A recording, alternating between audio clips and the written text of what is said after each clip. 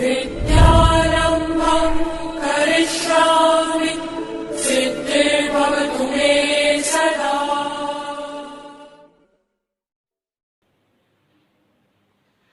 ईश्वर के हर फैसले पर खुश रहो, क्योंकि ईश्वर वो नहीं देता है जो आपको अच्छा लगता है, बल्कि ईश्वर वो देता है जो आपके लिए अच्छा होता है। मैं हूं राजू शर्मा सर और आप सबों का बहुत बहुत स्वागत है हमारे YouTube channel delight classes Motihari में। आज के वीडियो में हम लोग पढ़ने वाले हैं त्रिभुज की समरूपता की जो कसौटियां हैं उसके बारे में। तो ध्यान दीजिए, सबसे पहले हम कुछ प्रमेय के बारे में जानेंगे, कुछ प्रमेय के बारे में। इसमें पहला प्रमेय है कोण कोण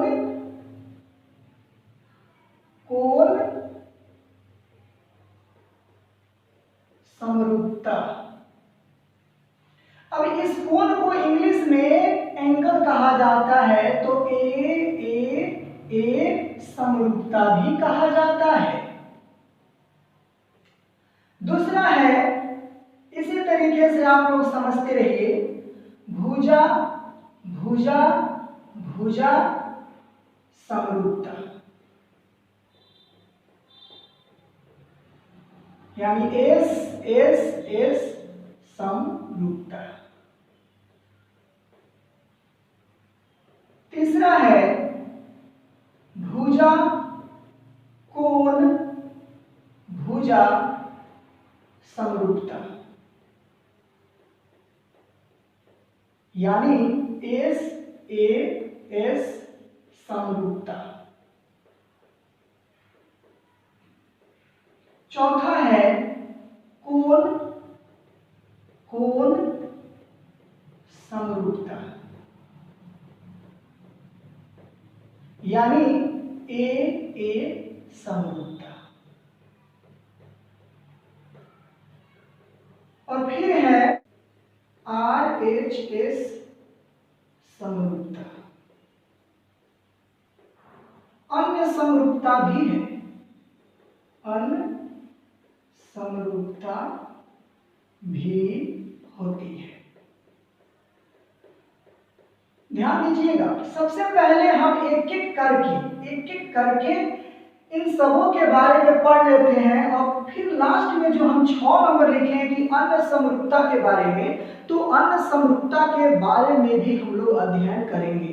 और मैं उम्मीद करता हूं अगर इन सभी समरूपता के कसौटियां को आप लोग जान गए तो ये प्रश्नावली 6.3 बनाने में कहीं से भी आपको परेशानी का सामना नहीं करना होगा। तो हम एक एक करके बता रहे हैं, ठीक है।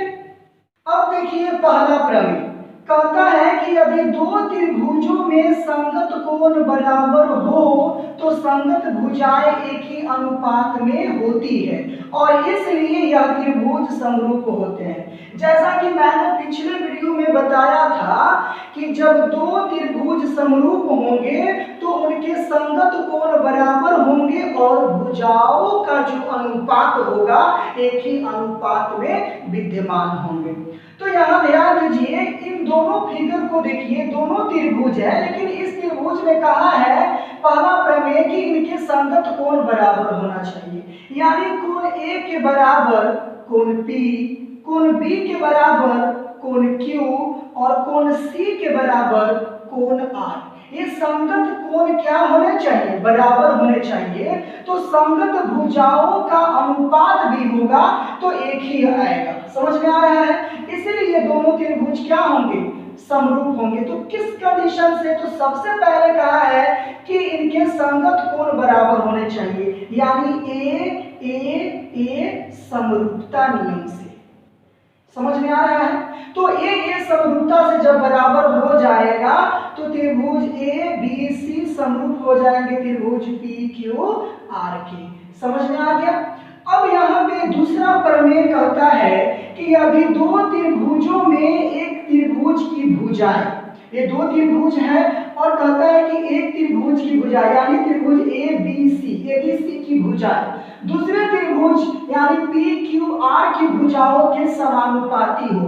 अर्थात मेरा कहने का मतलब है कि यह क्या है, ए बी, तो यहाँ लिखेंगे ए बी बटा इधर क्या है पी क्यू, तो पी क्यू बराबर, फिर ये नीचे है आपका BC, तो BC बटा नीचे क्या है QR, फिर यहाँ पे AC है तो AC बटा यहाँ पे क्या है PR।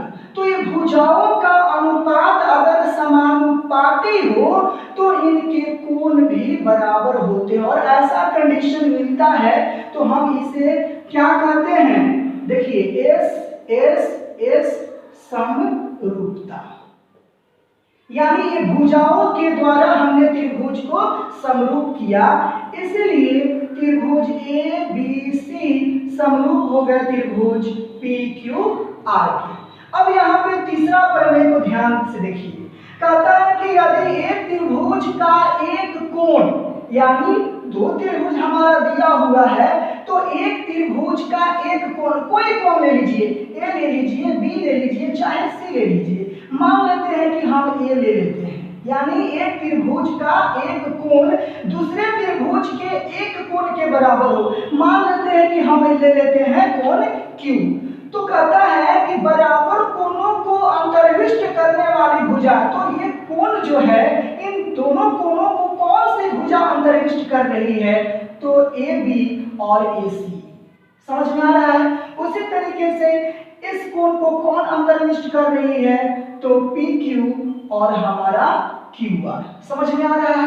यानी हम ऐसे लिखेंगे कि कोण A के बराबर कोण Q है, समझ में आ गया, और इनकी जो भुजाएं हैं AB बट्टा क्या होना चाहिए PQ, AB बट्टा क्या होना चाहिए PQ, और फिर AC और नीचे क्या है QR, तो AC बटा QR। तो किसी एक त्रिभुज के एक कोण के बराबर दूसरे त्रिभुज का कोण है, और इन बराबर कोणों को जो अंतर्विष्ट करने वाली भुजाएं हैं वो उनका अनुपात जो है क्या है, समानुपाती है, इसलिए त्रिभुज ABC समरूप है त्रिभुज PQR के। तो ये हमारा 3 प्रमेय रहा, अभी और प्रमेय हैं तो ध्यान दीजिएगा और बने रहिएगा। अब देखिए प्रमेय चौथा, कहता है क्या कि यदि एक त्रिभुज के दो कोण दूसरे त्रिभुज के दो कोणों के क्रमशः बराबर हो तो वे त्रिभुज क्या होंगे, समरूप होंगे। यानी पहला त्रिभुज हमारा है ABC और दूसरा त्रिभुज है PQR, तो पहले त्रिभुज में दो कोण, मान लेते हैं कि एक कोण हमारा A है और दूसरे त्रिभुज में एक कोण हमारा Q है, तो कोण A के बराबर कोण क्या है Q है। फिर पहले त्रिभुज का मान लेते हैं कि यह हमारा B है, एक कोण है B जो दूसरे त्रिभुज में कोण P के क्या है बराबर है। तो अगर ऐसी स्थिति रहे तो दोनों त्रिभुज आपस में क्या होंगे, समरूप होंगे। किस नियम से, तो A समरूपता से, समझ में आ रहा है। इसलिए आप कह सकते हैं कि त्रिभुज ABC समरूप हो गया त्रिभुज PQR के, समझ में आ रहा है। तो कहीं ना कहीं आपको A समरूपता के ऊपर भी सवाल बनाने पड़ेंगे, तो आपको यह प्रमेय को हमेशा याद रखना है, दिमाग में सेट करना है कि यदि एक त्रिभुज के जो दो कोण होंगे दूसरे त्रिभुज के दो कोणों के क्रमशः बराबर होते हैं तो वह A यानी कोण कोण समरूपता से वो दोनों त्रिभुज आपस में क्या होंगे, समरूप होंगे। अब आता है प्रमेय 5, कहता है यदि एक समकोण त्रिभुज की भुजा, तो मान लेते हैं पहला समकोण त्रिभुज हमारा है ABC जिसमें कोण B हमारा क्या है 90 डिग्री है, और दूसरा समकोण त्रिभुज है PQR जिसमें कोण Q जो है हमारा क्या है 90 डिग्री है। तो कहता है कि यदि एक समकोण त्रिभुज की भुजा और कर्ण, तो कोई भी भुजा मान लेते हैं इसमें AB को ही मान लेते हैं, और आप जानते हैं कि 90 डिग्री के सामने वाले को क्या कहते हैं, कर्ण कहते हैं। कहता क्या है कि दूसरे समकोण त्रिभुज की भुजा भुजा, तो दूसरे समकोण त्रिभुज की भुजा हम इसको मान लेते हैं। समझ में आ रहा है? और आप जानते हैं कि 90 डिग्री के सामने को क्या कहते हैं? कर्ण। ठीक है, तो कहता है क्या कि पहले समकोण त्रिभुज में कोई एक भुजा और कर्ण, ठीक, दूसरे समकोण त्रिभुज की तुलना करते हैं तो एक भुजा और उसका जो है एक कर्ण, ये दोनों का जो अनुपात होगा वो क्या होगा? समानुपाती होगा।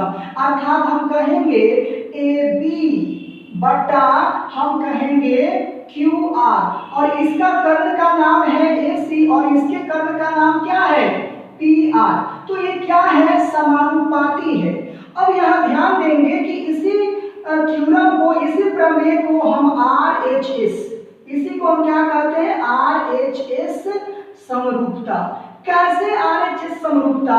तो R का मतलब होता है राइट एंगल, मतलब 90 डिग्री। H का मतलब होता है हाइपोटेनस, हाइपोटेनस का मतलब कर्ण, यानी कर्ण की इसमें महानता होनी चाहिए, 90 डिग्री की भी महानता होनी चाहिए।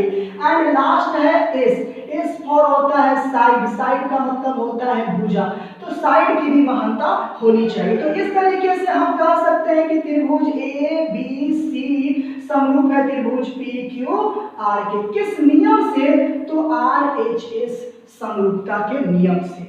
अब देखिए यहाँ पे कुछ अन्य समरूपता नियम भी था, जैसा कि हमने यहाँ 6 नंबर में आप लोगों को कहा है कि कुछ अन्य समरूपता भी है जिसके बारे में हम लोग को क्या करना है? पढ़ना है। तो ध्यान दीजिए, पहला कहता है क्या कि यदि किसी त्रिभुज की दो भुजाएं और तीसरी भुजा को समद्विभाजित करने वाली माध्यिका समझिए, ये हमारा माध्यिका है, ये हमारा क्या है? माध्यिका। मान लेते हैं यह S है और यह क्या है? T है। तो कहता है कि अभी किसी त्रिभुज की दो भुजा, यानी यह भुजा और यह भुजा, और तीसरी भुजा को समद्विभाजित करने वाली, यानी एक भुजा है जिसका नाम है BC, इस BC को समद्विभाजित कर दे रहा है, यानी बराबर बराबर भागों में बांट दे रहा है। वो क्या करता है? किसी दूसरे त्रिभुज की संगत भुजा, यानी AB जो है, AB बट्टा क्या होना चाहिए? PQ, और फिर दूसरा हमारा है AC, तो AC बट्टा क्या होना चाहिए? PR। समझ में आ रहा है? तो संगत भुजाओं और माध्यिका के समानुपाती होते हैं। तो इसका माध्यिका क्या है? AS, और इसका माध्यिका क्या है? PT।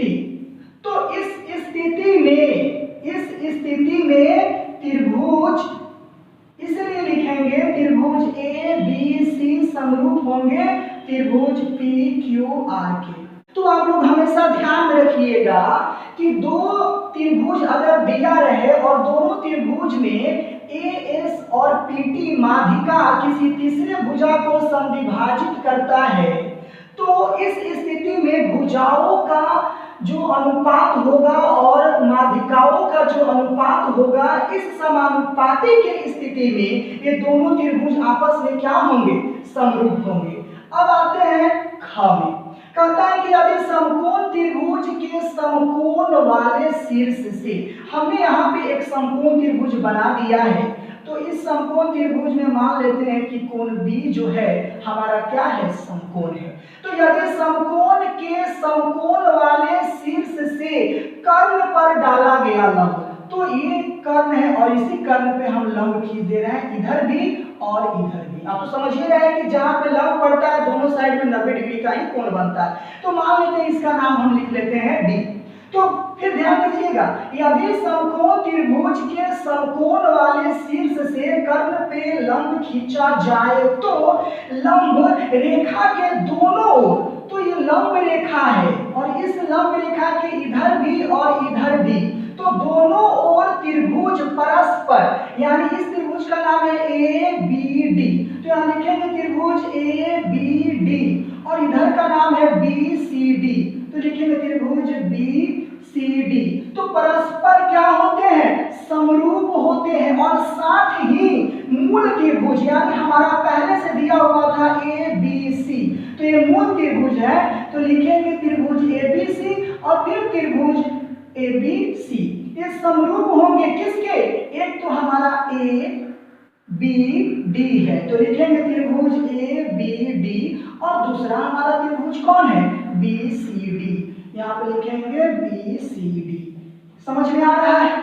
तो इस तरीके से हम लोग कह सकते हैं कि ये त्रिभुज आपस में समरूप होंगे और मूल जो हमारा त्रिभुज है उसके भी समरूप होंगे। और साथ एक और कंडीशन दिया है, तथा इन लंब का वर्ग, तो लंब कौन है, बी डी, तो यहाँ पे कंडीशन क्रिएट होता है बी डी का क्या, स्क्वायर, कहता है कि लंब का वर्ग कर्ण के दोनों भागों की लंबाई, तो कर्ण का जो दो भाग है, एक भाग का नाम है एडी और एक का भाग का नाम है डीसी, तो किसके बराबर होता है, तो एडी गुना डीसी, यानी कर्ण के जो दो भाग हैं उनकी लंबाइयों के गुणनफल के क्या होते हैं, बराबर होते हैं। तो कहीं कहीं अगर ऐसा भी लगे तो आप लोग इसका इस्तेमाल करके क्या करेंगे, बनाएंगे। तो हम उम्मीद करते हैं कि हमने जो पढ़ाया इस वीडियो में त्रिभुज की जो समरूपता है उसके लिए कसौटियां, उसके लिए कुछ थ्योरम, उसके लिए कुछ प्रमेय,